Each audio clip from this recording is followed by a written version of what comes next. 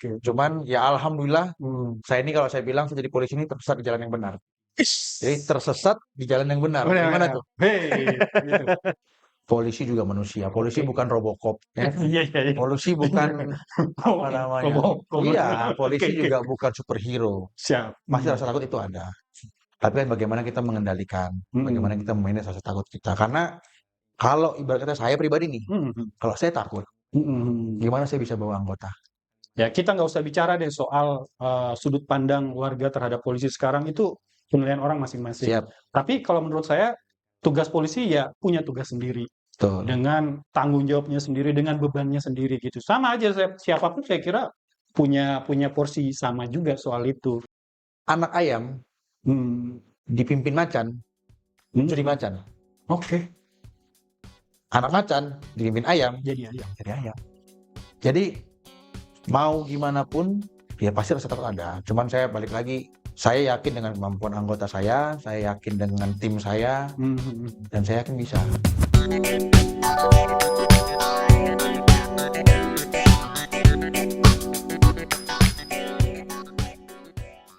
Assalamualaikum warahmatullahi wabarakatuh. Salam jumpa kembali di Mari Bicara Konten Media Kaltim.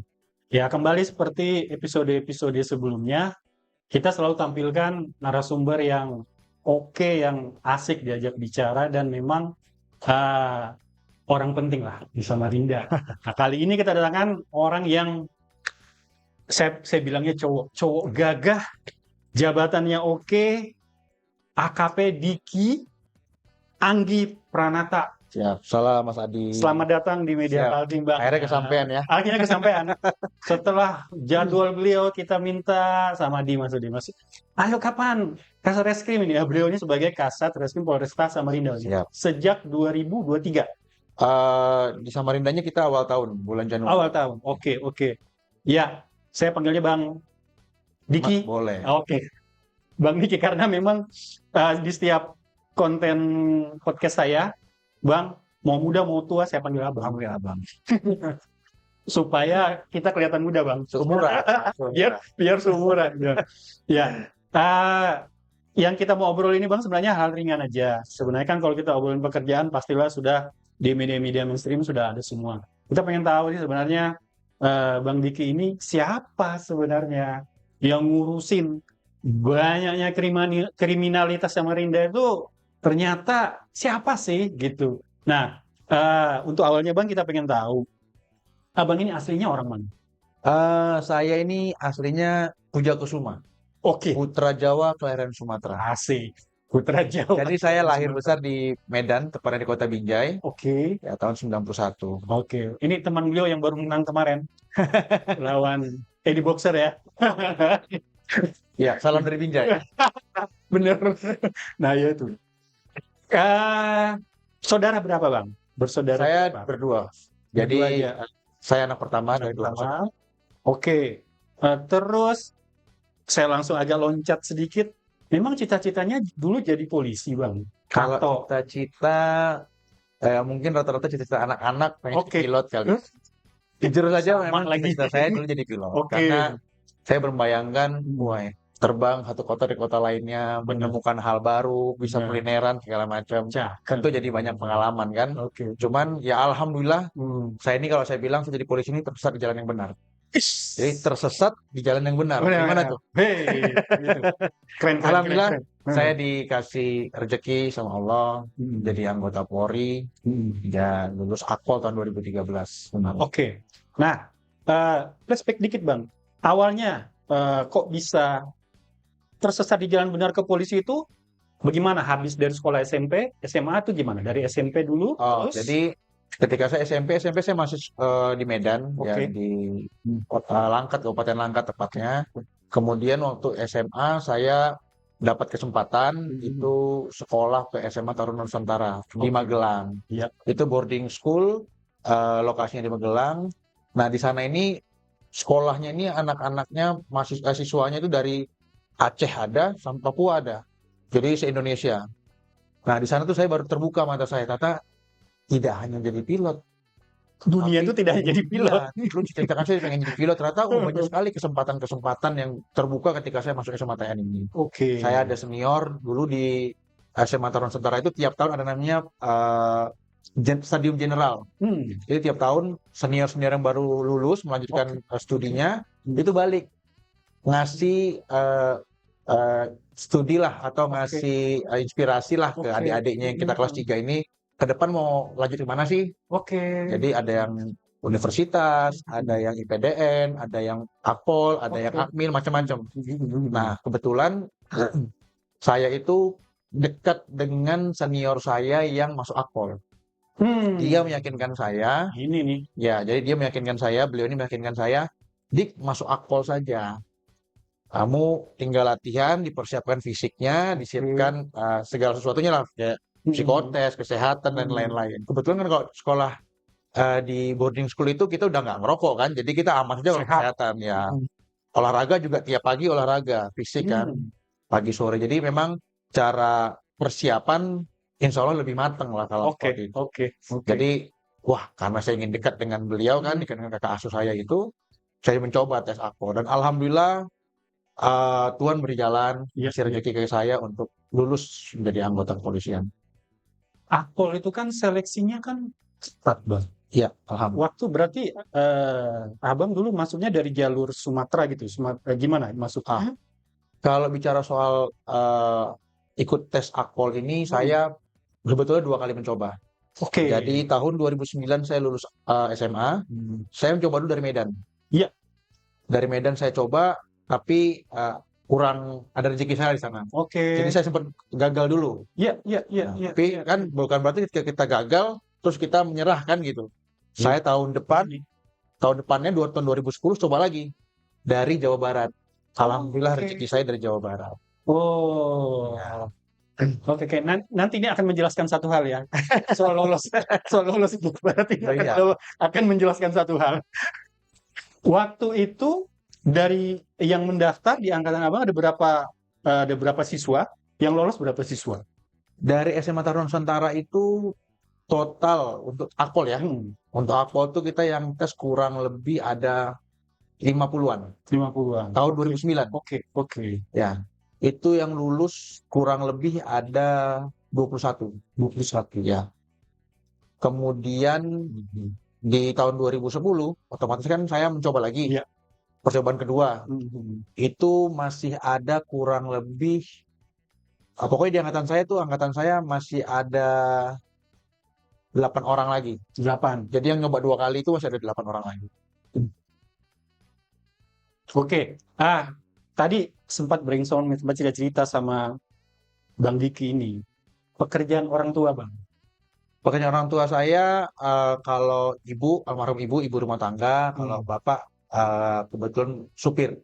Jadi bapak saya supir di Sumatera. Supir apa itu, Bang? Supir truk. Supir truk. Ya. Adalah satu perusahaan di Sumatera. Oke. Baru mulai ya. Kita sudah dapat cerita inspirasi. Siap. Yang pertama jangan menyerah. Yang kedua latar belakang orang tua itu bukan halangan untuk intinya jangan pernah takut bermimpi. Wes. Mahal ya Dimas ya. Mungkin kalau saya takut bermimpi saya nggak akan ada duduk di sini hari ini kan. Asik. Karena saya nggak takut bermimpi makanya. Tapi kalau mimpi harus bangun, jangan cuma tidur terus kan gitu kan. Kata orang caranya mimpi, caranya tidur gitu. Kalau tidur terus juga nggak jadi apa-apa. Oke. Jadi bermimpi lalu wujudkan. Siap. Itu Mas. Jangan terlalu lama tidur. Oke, Bang, setelah lulusnya tahun 2013. Penugasan pertama? Penugasan pertama saya itu di Bali.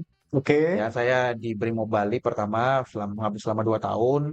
Selama 2 tahun itu banyak pengalaman kan di Bali itu banyak agenda-agenda internasional ya. Oke. Jadi pengamanan waktu itu ada Miss Universe, terus KTT. Oke. Situ saya juga ya banyak pengalaman lah, maksudnya bagaimana pengamanan di VIP, bagaimana juga waktu karena kami di Jibom dulu, di Kanit di Gegana, ya tentang anti anarkis kami pelajari, lalu banyak hal lah dari sisi pasukan, kalau di kan lebih ke pasukannya ya, seperti itu. Lebih Ya, ke manajemen juga, manajemen manusia kalau di Brimob itu. karena di Bali itu Bang, kita tidak hanya apa ya, mengawal WNI, Ya, kayak mengawal dunia kalau di betul, sana. betul. WNA dengan segala kebiasaannya, apalagi apa, Brimob kan? Siap. Oke. Nah setelah itu Bang, setelah di Brimob, Setelah di Brimob, saya dapat kepercayaan, alhamdulillah rezeki mengawal Ibu Iriana Jokowi. Jadi wis, jadi ajudan RI 3 waktu itu di periode pertama. periode pertama, Siap, selama 2 tahun, 2015 sampai dengan 2017. itu periode Jokowi lagi kita fans banget. Ya. Bukan berarti sekarang enggak ya. Ini kita lagi ngefans banget loh ya. Ya, Lagi hits-hitsnya beliau lah di siap. periode pertama. Setelah itu Bang, 2 tahun kami mengabdi, setelah itu kami pindah, kami ke Bogor. Bogor. Ya, di Bogor saya di Jawa Barat ya, itu menjadi Kanit Regiden di Polres Bogor. Kanit Regiden, Regiden. Itu Bang. itu lalu lintas, jadi Oh, lalu lintas ya. identifikasi, siap.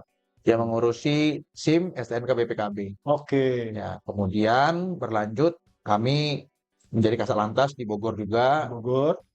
Jadi Kasat Lantas berarti lebih luas lagi cakupannya.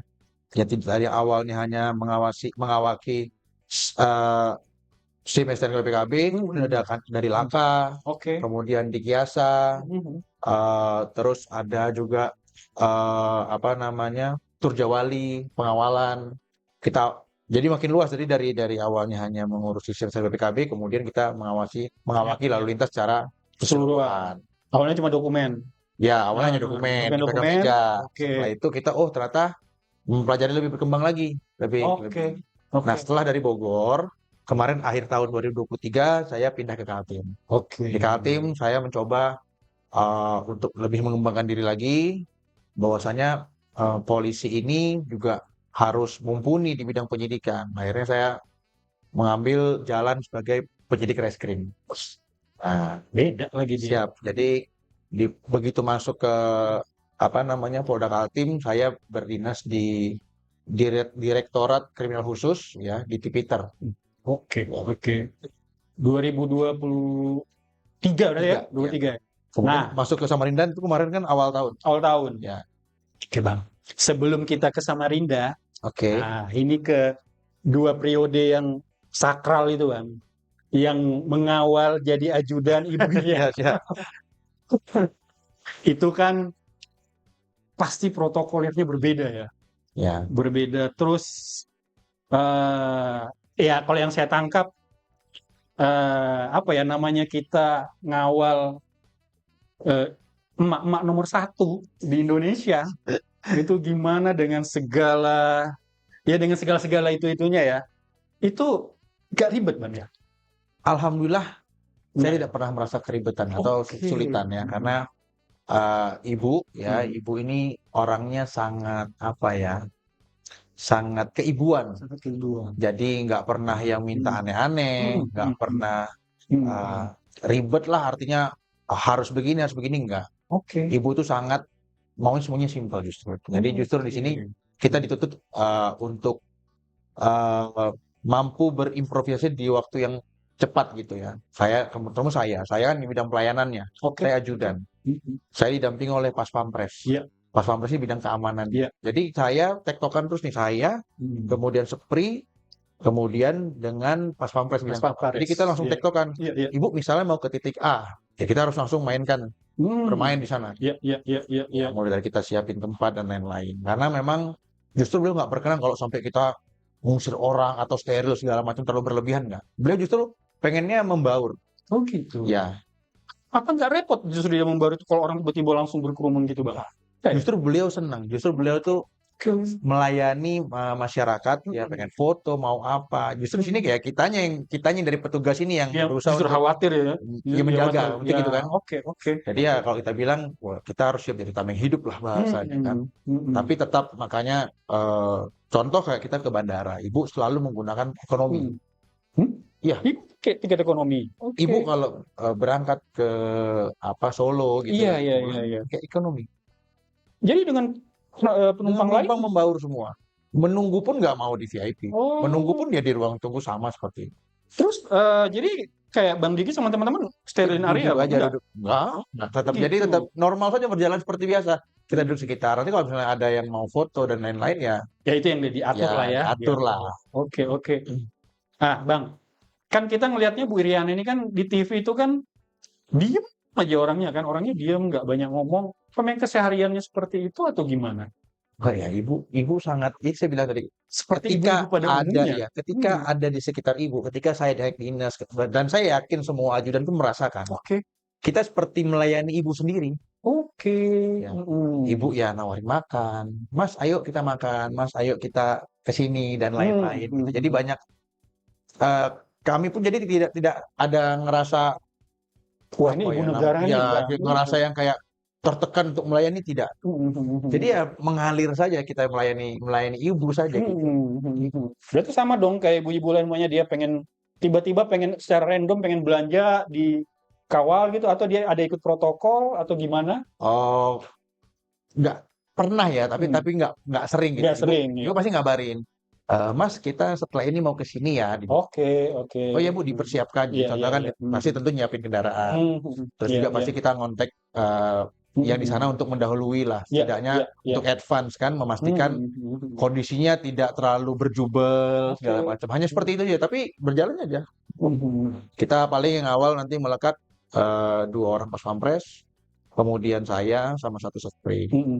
Udah kita dampingin ibu mau belanja apa. Ibu biasanya kan belanja pasti kayak wastra-wastra kayak batik Oke, gitu-gitu. oke. Iya, iya, iya. Karena kalau untuk tamu negara datang, itu ibu mempersiapkan semuanya sendiri. Gitu. Untuk tamu negara, jadi untuk seserahan apa? Iya, iya, iya. Bingkisan. Iya. Siapapun misalnya dari ada ibu negara mana atau ibu dubes mana, pokoknya tamu negara, ibu selalu memilih bingkisannya atau buah tangannya sendiri. Sendiri. Ya, Oke, menarik ini, menarik. Nah, kan biasanya nih, Bang, ibu-ibu itu kan tidak lepas dari kuliner ya. ya. Nah, kalau taruhlah Pak Jokowi sekeluarga, itu punya warung favorit nggak yang mereka kadang kalau waktu senggang ke sana, yang ajudan dan pas pampres juga pada ikut gitu? Kalau di Solo banyak mas. Di Solo Kalau di banyak, Solo banyak. banyak. Ya, jadi contoh. Jadi kalau pengalaman saya selama jadi ajudan, saya kayaknya naik ada hampir 8 kilo mas. Kan diajak makan terus. Ya bapak, ya ibu, kalau lagi ke Solo terutama kan sering Makan nengok aja. cucu kan. Iya, iya, iya, Nah, iya. di Solo, ya makan aja kita. Kulineran kok. Kadang pun kalau di Bogor, karena kan emang domisilinya beliau selama dulu menjabat Iya, di iya, Istana iya. Bogor ya. Iya. Itu kita suka manggil gerobakan untuk makan bareng-bareng pas pampres ya. Oke, oke, oke. Jadi mie tek-tek apa. Jadi jangan salah kalau kalau ada mie tek-tek gerobakan itu nyampe juga masuk ke Istana Negara sudah pernah. Cakep ini. Iya. Iya, Karena emang iya. beliau Hmm. senang mas apa namanya ya. Hmm. Suasana kekeluargaan seperti Iya, itu beliau senang sekali. iya, iya, iya, iya, gitu. Kalau di Jakarta ada tempat-tempat Di khusus. Jakarta yang sering dan beberapa kali ya itu ada warung makan Padang, saya lupa namanya, Garuda atau apa gitu di wilayah Sunter. Beliau senang sekali gulai kepala kakapnya. Oke, oke, siap. Itu Bang, ini yang saya selalu penasaran ini kan, kalau kayak ajudan dan pas pampres ini kan kita ngelihatnya kalau di TV itu kan kayak histeria dari warga datang kerubutin segala macam itu memang seperti itu kejadian. Memang seperti itu.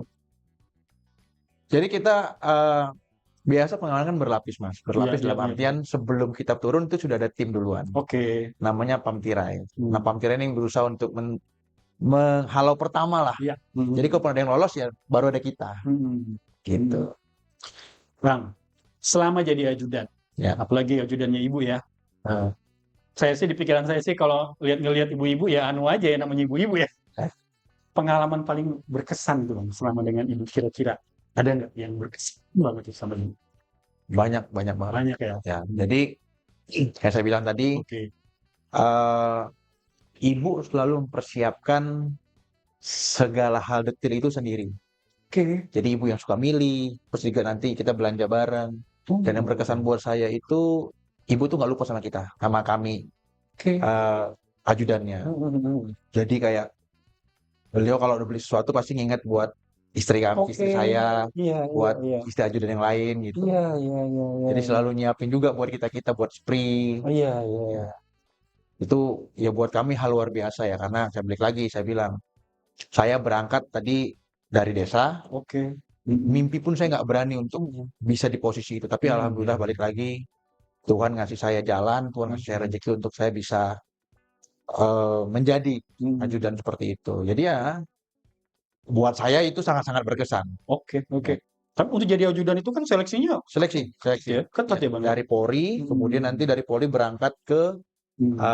Setmilpres. Nanti dari Oke. Setmilpres baru bagi. Nah, ini istri beliau ini termasuk yang paling beruntung dapat oleh-oleh dari ibu negara. Nah, Siap. menyinggung soal istri, ketemu jodohnya di mana Bang? Ketemu jodoh kami di Bali. Di Bali. Ya, di Bali. Memang di Bali ini memang kota cinta Di memang. tempat dinas pertama. Oke. Ya, Hmm.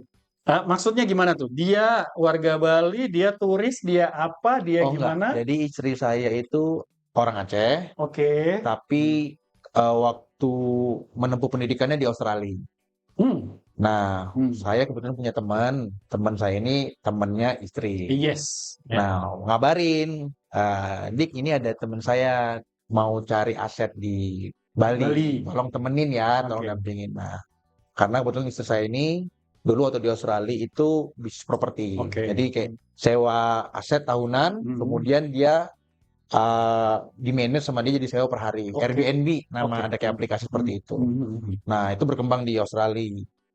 Dari apa namanya belum punya aset sampai akhirnya sempat terakhir itu Hmm. punya 3 apartemen Wow. di sana. Oke. Artinya Oke. eh, ada potensi kan dia Iya. bisa melihat peluang itu. Nah, dia Hmm. mau expense ke Bali. Ke Bali. Nah, di Bali kami cari-cari, saya temenin keliling-keliling nggak dapet, malah dapet suami dia. Eh, Nggak dapet apa yang dicari, dapetnya suami. asik.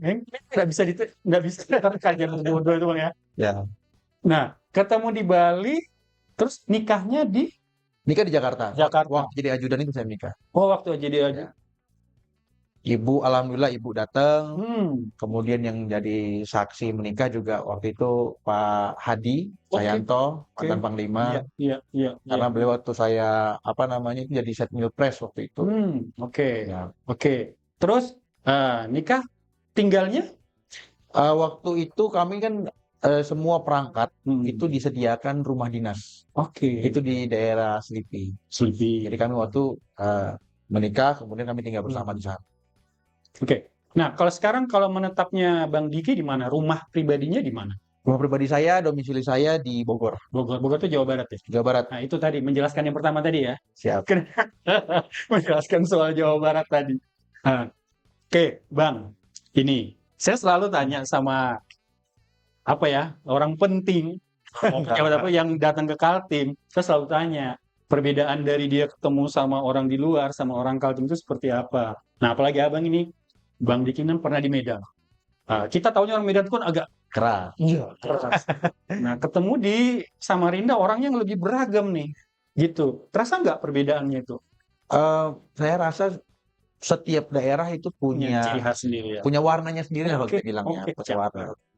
Kalau di Samarinda, mungkin karena ini daerah banyak sekali pendatang, baik itu dari Madura, Jawa, Banjar, Bugis, ya. Artinya sangat beragam. Jadi di sini kalau bicara soal keberagaman dan penerimaan itu luar biasa baik sih. Nggak ada penerima apa karena walaupun masing-masing punya kesukuan ya, Ya, tapi ya walaupun saya dari mana penerimaan baik semua. Ya. Dan itu kalau saya rasa tidak semua daerah punya. Oke. Jadi saya tahu ada beberapa tempat yang dulu waktu saya sebagai ajudan ya kan, waktu jadi ajudan ini selama 2 tahun itu saya udah keliling Indonesia.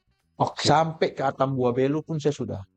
Sampai mana lagi ya yang Tunggu Bang, Atambua Belu itu di mana Bang? NTT. Sampai ke Papua sudah. Oke. Aceh sudah jadi ujung barat ke ujung timur sudah saya ya. datang. Siap. Jadi ya ada beberapa tempat yang agak resisten ya, bukan resisten ya, dalam artian enggak juga resisten dia agresif enggak, cuman dia lebih seneng, lebih nyaman sama orang yang sama-sama suku. Oke. Kalau di Samarinda enggak. Samarinda itu makanya saya bilang kalau dari sisi kan di reskrim dari sisi kondusivitasnya amat sangat kondusif di sini. Oke. Kerja tenang, kerja nyaman, ya saya rasakan di sini. Sip, sip, sip. Nah, Bang, bicara soal tadi sudah berkeluarga, tinggalnya di Bogor, sudah punya anak, Ada putri satu, putri satu, namanya namanya Aurora, dipanggil Aura. Aura. Wih, mirip nama anak saya. Saya sempat ngobrol di sana. Anaknya ini keren. Hobinya, Bang? Hobinya modeling, Modeling, kemudian desain. desain baju sendiri, ikut fashion show, tadi sudah Ya. lihat. Wih, Aura keren. Tapi sering kesini Auranya? Aura kalau lagi libur kesini. Kesini ya? Ya, Mas Adi. Kalau kesini Bang dibawa kemana? Eh, hobinya kemarin saya racuni main jet ski. Lagi senangnya main jet ski kemarin. Di Haris, depan Haris? Iya. Jadi kemarin kita main-main waktu lagi kemarin ya main jet ski. Terus kemudian paling kuliner. Wis. Ya. Nanti Aura kesini lagi. Ya. Bang Diki. Ini saya lihat body fit terus. Untuk jaga kebugaran, hobi olahraganya apa, Bang? Selain jet ski tadi. Olahraga, ya baru belakangan ini ya, saya mulai latihan pedal, kemudian juga kemarin ada sempat ikut koar-koar, jadi kita juga ikut latihan boxing. Jadi sebenarnya ini juga saya jelasin, apa sih banyak yang bertanya, kok mau sih Nah, pukul-pukulan gitu kan, Oke, agak ya. keras-keras. Sebenarnya ternyata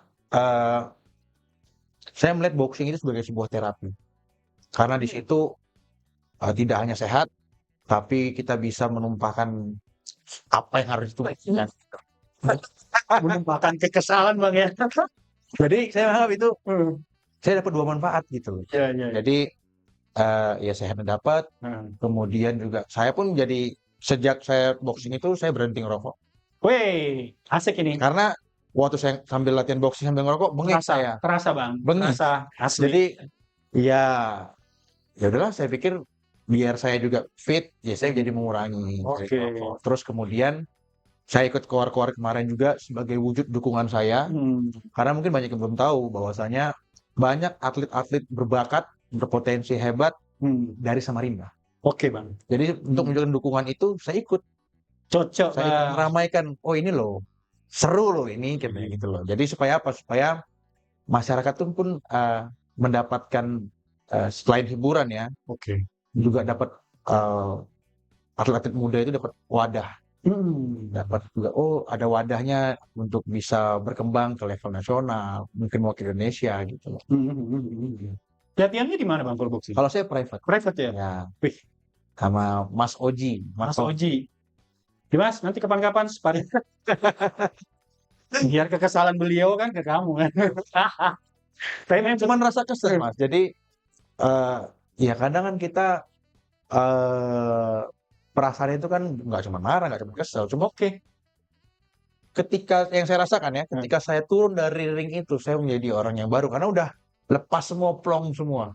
Setuju tuh, Bang. Jadi setuju, happy lah. Setuju, Bang. Ya. Tapi memang sih olahraga itu banyak orang bilang hanya untuk kebugaran. Tapi bagi kayak kita yang sudah agak muda di atas sedikit lah ya, Bang. Jangan bilang ya, muda di atas sedikit. Kita kalau kita kayaknya mungkin di level tanggung. Dibilang remaja ketuaan, dibilang ketuaan agak belum masuk gitu belum mau mengakui, Bang. Kalau saya ini, Bang, gara-gara kemarin Media Kaltim bikin fun run di IKN, jadi saya tuh, gue bilang kemarin kan peserta bilang, ayo Mas Adi ikut. Udah enggak, ternyata coba saya ke tempat parkir aja sudah akhirnya pelan-pelan coba. Kalau dulu ya, Bang, running itu setiap subuh saya. Ini sekarang saya coba lagi. Dan memang betul, Bang. Kalau sementara habis run itu lega rasanya. Lega. Terus istirahat juga enak, waktunya mau begadang pun nggak dibolehin sama fisik, udah langsung istirahat aja. Nah, ini, Bang, sekarang ke kerjaannya Kasat Reskrim. Itu pekerjaan menurut saya di polisi yang paling sibuk, Bang. Ya, sebelumnya kan di Lantas ya. Betul. Bahkan di dua periode itu dengan di Lantas dengan bentuk pekerjaan yang berbeda. Ya. Terasa nggak perbedaannya tuh, Bang, dari urus Lantas lalu lintas tiba-tiba ke Reskrim? Sebenarnya mau Lantas mau Reskrim Sama aja. menjadi user tetap sama, Sama. tetap itu masyarakat. Ya sama-sama di bidang pelayanan. Artinya mau lantas maupun reskim menjadi tujuan akhir kita, finishnya kita sama, yaitu zero complaint dari masyarakat, memberikan pelayanan terbaik dengan zero complaint. Oke. Nah, yang berbeda adalah mungkin polanya ya. Polanya kalau kita di lantas itu dari pola hidup terutama, kita kan jelas dari pagi kita sudah poros pagi. Jadi sebelum Oke. masyarakat itu Oke. berangkat kerja, kita udah melakukan pengamanan. Selesai itu kita lanjut kerja kantor. Oke. Sore sebelum orang pulang kerja, kita udah standby lagi mengamankan mereka pulang Mengamankan kerja. lagi pulang kerja. Nah, kalau reskrim itu nggak ada waktunya. Artinya Kapan aja? mau jam berapapun, ya kita standby. Berarti Mau iya. jam 2 ada begal, Iya, jam iya, 2 itu kita sudah. turun, kan gitu. Itu sudah maksudnya. Jadi yang sebelumnya istirahatnya teratur, tiba-tiba harus sering begadang. Siap. Tapi nggak masalah. Nggak salah ya. Nggak masalah. Justru di situ seninya kan. Asik. Iya, Bang. Selama di Kaltim ya, sudah kemana aja, Bang? Selama di Kaltim, saya sudah menginjak semua kabupaten, kecuali satu, Mahulu. Mahulu ya. Nah, harus ke sana, Bang. Siap. Eksotis itu, Bang, tempatnya itu, Bang. Mungkin setelah saya berani lewat ini ya, jeram udang itu ya, mungkin saya akan nyampe ke sana. Jadi ya, kalau ke Mahulu itu dari Kubarnya itu ke Mahulunya berapa jam itu naik? 4 jam ya, 4 jam. Iya, naik speed itu, Bang. Kalau musim hujan, Bang, gelombangnya itu menyesuaikan dengan volume air. Ya, makanya sementara belum dapat itu saya ini. Iya. Kabar baiknya sih, Bang, sekarang itu jalur daratnya udah tembus. Ya mudah-mudahan bakal ada pemerataan pembangunan juga di sana sih. Jadi terkoneksi mulai dari mana ke mananya. Sudah keliling ke Kaltim. Yang Abang lihat dari seluruh daerah itu apa sih? Lihat apa nih maksudnya? Iya, maksudnya dari hal yang unik dari masing-masing daerah yang di Kaltim itu menurut Abang itu apa aja? Gitu. Apa ya? Sisi pariwisatanya mungkin, lokasi-lokasinya yang eksotis. Kebetulan saya bilang tadi kenapa balik lagi ke kenapa saya memiliki cita-cita jadi pilot? Karena saya hobinya jalan sebenarnya. Kenapa saya pilih pilot? Karena saya mikir kalau saya menjadi pilot, itu nanti saya akan datang ke kota baru, saya akan jalan-jalan. Di Kaltim, Kaltim ini luar biasa potensi wisatanya. Kenapa? Karena seringkali waktu saya dulu berdinas masih di Polda, ketika saya melakukan operasi gitu, penangkapan, itu saya nyambi. Oh, di sini tempat hiburan apa? Ada berapa? Tempat liburan apa nih wisatanya gitu. Jadi banyak sekali ternyata kayak air terjun. Kalau saya bilangnya curug ya, di sini bahasanya gantur, gantur. Itu luar biasa. Cuman karena memang masih virgin, belum dikelola atau belum disentuh oleh pemerintah, jadi ya kita butuh effort buat kesananya. Mungkin kalau itu dikelola bisa jadi luar biasa lah. Itu yang di mana itu, Bang? Itu di Kubar. Kubar memang tempatnya, Bang. Ya. Kalau air terjun itu. Oke. Terus kemudian juga pantai-pantainya juga nggak kalah bagus, nggak kalah eksotis. Pantai di sini. Terus sudah pernah ke Maratua? Maratua sudah pernah, makanya saya bilang tidak kalah eksotis. Nama Maldives juga luar biasa sudah. Iya, benar sih. Tapi keluarga sudah pernah dibawa ke sana? Keluarga belum. Saya waktu itu ke sana dalam rangka tugas. Jadi kita bisa jalan-jalan dalam rangka tugas aja kemarin. Tunggu, balik dulu. Waktu jadi ajudannya Bu Iriana, kan sering keluar negeri juga. Ya. Itu Ibu sama seperti ibu-ibu lainnya nggak? Apa jalan-jalan gitu, beli oleh-oleh apa jalan, belanja, shopping gitu? Selama kami mendampingi beliau, Bapak dan Ibu itu kalau bisa keluar negeri, iya sesuai dengan agenda saja. Agendanya apa? Misalnya menghadiri KTT atau ada undangan dari presiden mana. Hanya datang, kemudian ya hanya 1 hari aja besok udah pulang lagi. Karena beliau banyak sekali yang dikunjungi. Jadi memang beliau itu, kalau saya bilang mungkin saat itu mengefisiensi anggaran kali ya. Artian nggak mau boros mentang-mentang dibiayai negara terus jadi manfaatin itu enggak. Jadi hanya datang, melaksanakan kegiatan, sudah.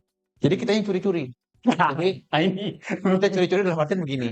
Kegiatan kita lihat di rundown, Iya, acara iya. mulai jam 9. Wah, Oke. kita pagi jam subuh tuh udah jalan duluan. Oke. Lari pagi, foto-foto kemana-mana, jam 8 udah balik, persiapan, jam 9 kegiatan.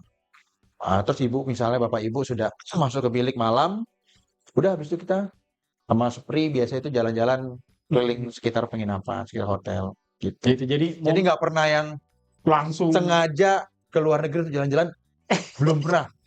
Jadi kalau mau cari oleh itu curi-curi waktu, curi-curi waktu, cari waktu yang anu ya.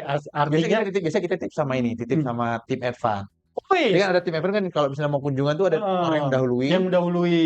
dia yang Oke. nyiapin persiapan hotel dan lain kendaraan gitu kan Hmm. koordinasi awal. Nanti Hmm. pulangnya juga Oke. membelakangi. Jadi kita biasa pesan ada oleh-oleh apa di sini. Misalnya kayak di India waktu itu saya ada ini hasil di sini sari, ya kita beli sari. Terus ada Oke. rempah-rempah apa kita beli. Oke, oke, oke, oke. Nah, itu asik ya, Asik, asik, asik. asik ya. Luar biasa. Tapi memang anu ya, saya anunya itu jadi ajudan orang nomor satu. Ini respon orang di kampung gimana, Bang? Setelah tahu Abang jadi ajudan itu, Bang. Bangga lah Oh pasti. enggak ya? Bangga pasti. Apalagi Bapak. Apalagi buat saya ketika itu sempat ada kunjungan ke kampung saya. Itu momen sih bagi saya yang nggak akan saya lupa karena saat itu bisa kakek saya, nenek saya, terus keluarga-keluarga yang di sana untuk bertemu bersalaman sama ibu. Itu momen yang iya nggak akan Itu sudah, kan gitu ya kan. itu kebanggaan itu, Bang. Ya, Itu sudah nilai yang kita dapat dalam mengejar cita-citanya ini, Bang. Gitu. Nah, Bang, balik ke reskrimnya.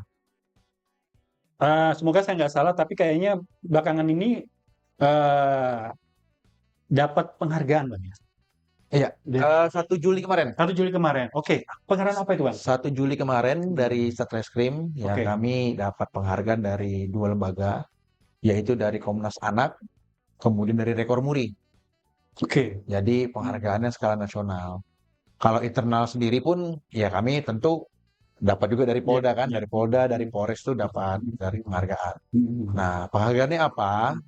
Kami buat program, yaitu dari unit PPA, Perlindungan Perempuan dan Anak, itu untuk melakukan pendampingan mulai dari proses hukumnya sampai dengan paskanya. Jadi mulai proses berjalan hukum Oke. sampai dengan paskanya terhadap anak berhadapan hukum. Baik anak berhadapan hukum ini ada dua, baik itu sebagai korban ataupun tersangkanya. Sangka. Kepada para korban kita berikan trauma healing Oke, trauma. agar anak ini yang mengalami mungkin ada trauma bisa sembuh menjalani harinya seperti sedia kala. Terhadap para tersangkanya atau anak berhadapan hukum ini, itu kita berikan konseling. Supaya apa? Supaya dia tahu ini pembinaan lah bahasa kita, yang dilakukan itu salah, jangan diulangi. Agar di kemudian hari anak ini dapat, iya anak ini kan harapan bangsa. Anak ini kita selalu menggadang-gadangkan 2045 Indonesia emas, Indonesia emas. Bagaimana bisa mencapai Indonesia emas kalau anak-anak berhadapan hukum ini ditelantarkan, dibiarkan aja. Dia salah terus kita biarkan. Otomatis kan perlu apa namanya ya, pembinaan berkesinambungan lah dari kita. Tidak hanya ada perkara ditangani sudah selesai udah ditinggalkan gitu aja kan nggak begitu. Itu yang kita coba kita selami lah, kita laksanakan lah seperti itu. Oke. Yang kedua tadi setelah Rekor Muri, satunya Dari Komnas Anak Komnas Anak itu sama. Jadi Oke. beriringan itu kita ajukan waktu itu, kita laporkan ke pimpinan, kemudian Komnas Anak melihat ini sebagai satu program yang baik, yang bagus, dan dapat dicontoh oleh Polres lain. Nah, mereka juga lapor ke ini, karena selama ini belum ada nih, yang di Rekor Muri ini belum ada yang melakukan hal ini. Jadi kita sebagai pionir, ya proses Samarnya jadi pionir untuk melakukan hal tersebut. Bang, ketemu sama anak-anak. Oke lah, taruhlah kita bicara soal yang jadi korban. Ya. Kan kadang kalau saya jadi, apalagi korban yang berhubungan langsung sama penyimpangan seksual. Rata-rata kan seperti itu, Bang. Banyak kan gitu. Biasa ketemu pertentangan nggak dari keluarga anak gitu yang masih ada umpamanya. Namanya, jangan yang lawan nanti tambah stres lagi nantinya. Sempat ketemu gitu-gitu juga atau gitu? Ada. Tidak, ya tentu tidak semua keluarga mau gitu ya. untuk tapi kita memberi penjelasan Oke. bahwasanya justru hadirnya kami ini untuk memastikan anak ini terjamin haknya. Oke. Ya, hak hak anak ini apa? Hak juga untuk bisa bermain, bisa bahagia juga gitu. Jadi karena apa? Kalau ternyata anak ini setelah terjadinya satu kejadian itu mengalami suatu perubahan dalam hidupnya, kita pengen tahu kenapa. Oke. Kita harus bantu dia untuk bisa normal kembali gitu loh. Nah, caranya gimana? Kita koordinasi sama ya dinas pendidikan. Contoh kita bisa ke guru BP-nya. Bahwasanya kita jelaskan, Bu, anak ini kemarin ada masalah ini, tolong dong dijaga. Tolong dong Oke. diperhatikan, jangan sampai teman-teman yang lain juga malah menyudutkan dia, jangan malah juga ikut membuli dia atau memberi tekanan yang nggak baik ke dia gitu. Seperti itu. Jadi kita memang sinergi sih, nggak Ya, berdiri sendiri memang. sama juga kayak tadi kan Bang Diki bilang termasuk yang pelaku. Anak-anak pelaku. Itu gimana? Maksudnya anak pelaku itu gimana? Anak sebagai pelaku dalam artian dia masih di bawah umur, Oke. tapi melakukan tindak pidana kejahatan. Oke. Kan ada juga nggak? Kan Iya. bukan berarti yang melakukan kejahatan orang dewasa semua. Betul, Banyak betul, juga betul, betul. anak itu di bawah umur melakukan kejahatan. Yang Ya, paling sering nih marak di Samarinda saat ini trennya itu tindak pidana pengeroyokan, pemukulan, pembulian. bulian. Itu lagi tren lagi naik beberapa bulan ini. Ya mungkin kalau kita melihat ke belakang beberapa waktu ke belakang di media sosial tuh rame tuh eh, anak perempuan sama perempuan janjian Iya. mau ribut di sini jambak-jambakan Hmm. pukul-pukulan rame-rame seperti Oke. itu. Oke. Dan itu juga penanganannya kayaknya butuh perhatian khusus juga ya, karena Jadi ya iya. si anaknya yang menjadi korban kita amankan, sebagai yang terbagi kita amankan. Kita memberikan trauma healing, kita berikan ini konseling. Setelah itu baru kita dudukkan, baik itu pihak keluarganya, ini seperti apa. Oke, oke, oke. Nah, tadi juga sempat cerita-cerita sama Niki. Bang Niki ini kalau ada penyergapan, ada penangkapan, Ya, suka terlibat langsung ya Bang? ya. Ya. Walaupun jam berapapun dan dimanapun Bang ya? Alhamdulillah seperti itu. Iya. Kok? Kalau nggak keluar kota ya, kalau keluar kota saya nggak ikut. Oh, Kadang-kadang kita kan iya. tindak kejahatannya di Samarinda, pelakunya di Banjar, pelakunya Oke, ya di luar kota itu Iya. saya nggak ikut. Tapi Karena kalau di Samarinda ikut ya? kalau Samarinda alhamdulillah sejauh ini ikut. Oke, oke, oke. Coba ceritain Bang, gimana kok suasana itu kan kita nggak bisa tahu tuh bagaimana rasanya kan? Mungkin saya bilang ya, mungkin karena waktu di lalu lintas dulu di dinas pertama saya adrenalin rasanya belum habis kali ya. Iya, iya. Jadi ketika sekarang wah kesempatan nih saya Iya. bisa merasakan Tegangan-ketegangan. ketegangan jadi seorang polisi. Iya. Jadi saya senang. Mm-mm. Jadi ketika misalnya ada anggota dan ini ada kejadian di sini, Oke. pelaku sudah kita cek ada di sekitar sini dan tinggal kita amankan. Oke. Udah tunggu saya kita jarak. Oke. Nah, baru bareng-bareng kita nyampe, susun rencana penyergapan seperti apa. Saya selalu tekankan ke anggota, utamakan keselamatan. Ya, karena kan nggak ada artinya semua itu mau kita tangkap gembong siapapun, kalau polisinya nggak selamat, polisi jadi korban. Jadi utamakan keselamatan dan saya tidak pernah anggota bergerak sendiri. Iya. Ya, kekhawatiran ini kan pasti saya rasa semua istri dari anggota juga termasuk istri saya pasti memiliki kekhawatiran kamu di bidang reskrim berhadapan sama penjahat, apa kamu ini segala macam. Saya jelasin, kami pun punya SOP, kami pun punya apa kita bilang ya, tata cara lah, SOP lah bahasanya ya, SOP. Untuk kita nggak boleh bergerak sendiri, harus body system. Oke. Gitu. Itu yang sempat jelasin juga ke istri ya? Ya, saya jelasin ke istri. Jadi relatif lebih aman lah. Walaupun tapi resiko tetap aja selalu ada. Betul. Nah itu, ini yang jarang orang tahu. Kalau kerja polisi lagi nangkep itu bukan hanya sekedar langsung. Kalau sekarang kan kita tahu tiba-tiba preskon sudah selesai gitu kan. Kita nggak tahu tuh prosesnya seperti apa. Segala macam alurnya lah, diselidiki dulu dia, diintai terus segala macam, ditangkap segala macam. Prosesnya panjang. Panjang prosesnya. Jadi kadang kita sampai ya bergadang, kita mencari tahu orang ini ada di mana, itu kan kita bergadang. Cek dapat informasi di sini, cek sini belum tentu ada ternyata, cuman informasi-informasi kosong lah. Iya. Jadi untuk memastikan itu benar ada segala macam itu tentu butuh upaya, butuh ikhtiar dari anggota yang nggak sedikit dan nggak mudah. Ya.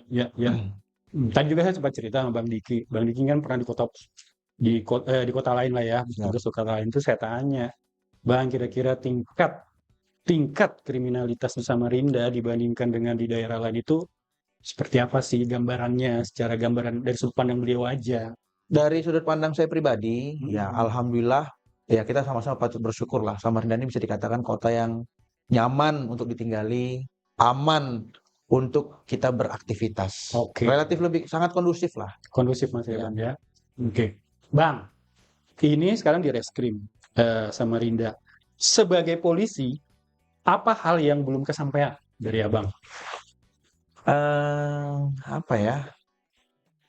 Nah, Kalau saya sih melihat polisi ini tidak hanya tentang lalu lintas, tidak Oke. hanya tentang tangkap orang di reskrim. Saya juga punya mimpi bagaimana caranya polisi ini bisa lebih dicintai lah.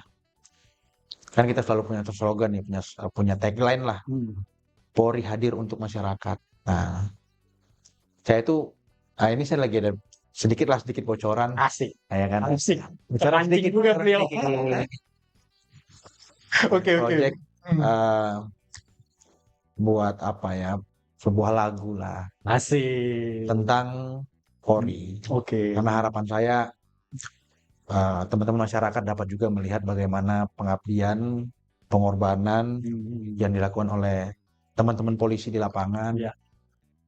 Dapat juga masyarakat dapat melihat juga anggota polisi ternyata sama juga anggota masyarakat juga yang mewakafkan waktunya untuk dapat memberikan rasa aman, menjamin seluruh masyarakat bisa tidur nyenyak di saat teman-teman beristirahat gitu loh. Jadi hal itu yang saya ingin saya tampilkan, hal itu juga yang ingin saya sampaikan dari proyek lagu saya ini nantinya. Oke. Jadi nggak hanya tentang hal-hal yang rutinitas lah ya, misalnya kita Siap. di bidang apa. Saya pengen dari sisi karya, polisi juga bisa hadir gitu. Jadi Siap. ya dari segala lini lah kita bisa memberikan karya bagi organisasi, bagi institusi. Oke, ini eksklusif loh. Saya tadi sudah todong. Media partnernya media Kaltim mungkin kalau sudah launching. Ya bismillah. Bang, Nggak buat komersil ini ya, aman. saya berikan untuk organisasi, buat institusi, dari saya untuk organisasi, Ya. untuk masyarakat. Nanti kita Semoga dapat sosialisasikan, Bang. dinikmati. Aman. Bang, ini saya Siap. penasaran secara pribadi. Kalau proses polisi ya, terutama di reskrim ya, kan resiko-resiko itu kan ada kan, risiko Ya. kerja itu kan selalu ada. Apalagi di polisi yang memang head to head sama sumbernya langsung. Polisi itu pernah takut nggak sih Bang pada saat mau nangkap kah atau pada saat taruh nangkap penjahat udah ketahuan nih. Saya pikir kerjanya seperti ini. Kita mau nangkap. Pernah rasa gimana juga gitu apa? Was-was atau gimana? Balik lagi rasa takut ya. Iya. Saya bilang tadi, polisi juga manusia. Polisi Oke. bukan Robocop. Ya. Iya. Polisi bukan apa namanya? Iya, polisi juga bukan superhero. Siap. Pasti rasa takut itu ada. Tapi kan bagaimana kita mengendalikan, bagaimana kita memanage rasa takut kita. Karena kalau ibarat kata saya pribadi nih, kalau saya takut, gimana saya bisa bawa anggota? Yes, benar. Prinsipnya begini, Benar.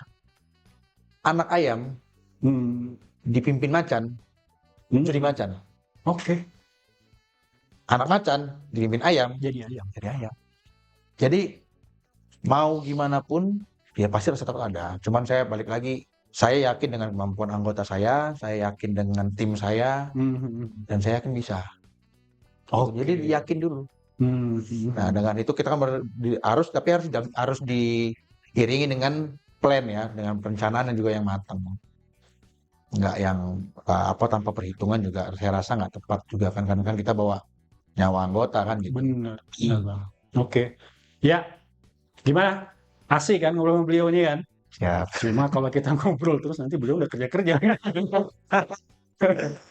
Tapi memang asik Bang, yang tadi project sampean itu menurut saya menarik Bang. Siap. Karena begini, ya kita nggak usah bicara deh soal sudut pandang warga terhadap polisi sekarang, itu penilaian orang masing-masing. Siap. Tapi kalau menurut saya tugas polisi ya punya tugas sendiri. Betul. dengan tanggung jawabnya sendiri, dengan bebannya sendiri gitu. Sama aja siapapun saya kira punya porsi sama juga soal itu. Nah, Bang, ini kalau bahasa kerennya sih kita bilang closing statement ya. Bang, kira-kira ini kan Abang ini menurut saya sosok yang inspiratif. Anak supir truk yang masuk Akpol berhasil jadi ajudan dan sempat membuktiin datang sama ibu negara ke kampung halaman. Siap. Kira-kira Bang, pasti kan punya apa ya, hal yang Abang pegang yang maksudnya itu menjadi moto Abang juga yang bisa Abang share lah sama siapapun yang pengen maju gitu.